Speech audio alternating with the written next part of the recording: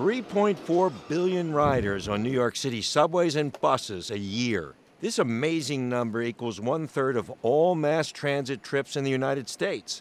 Ridership is at its highest in almost 60 years in almost every American city. A commuter advocacy group, STRAPHANGERS campaign, attributes it to younger Americans, says Gene Russianoff. Millennials, those people born around the turn of this past century, are much less car-oriented. They're urban. They like not owning cars. They like less responsibility of it, and there are a lot of them.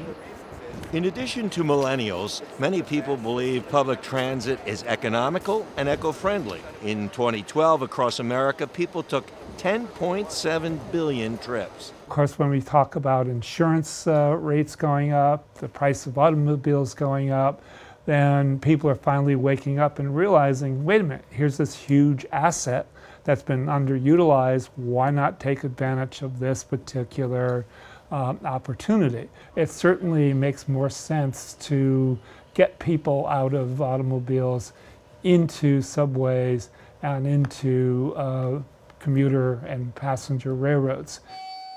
New York is not standing still, as passenger demand requires several major expansion projects.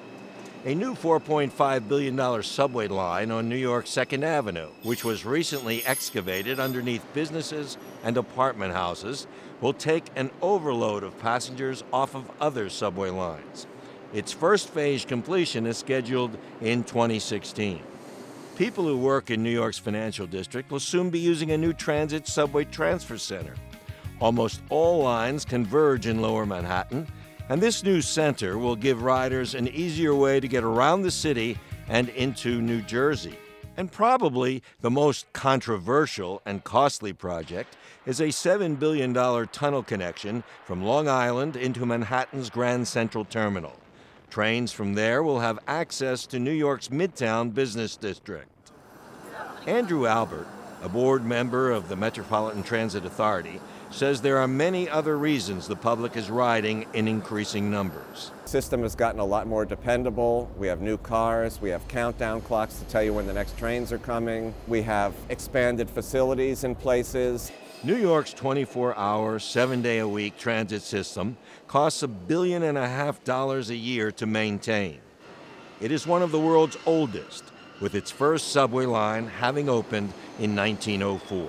Bernard Shusman, VOA News, New York.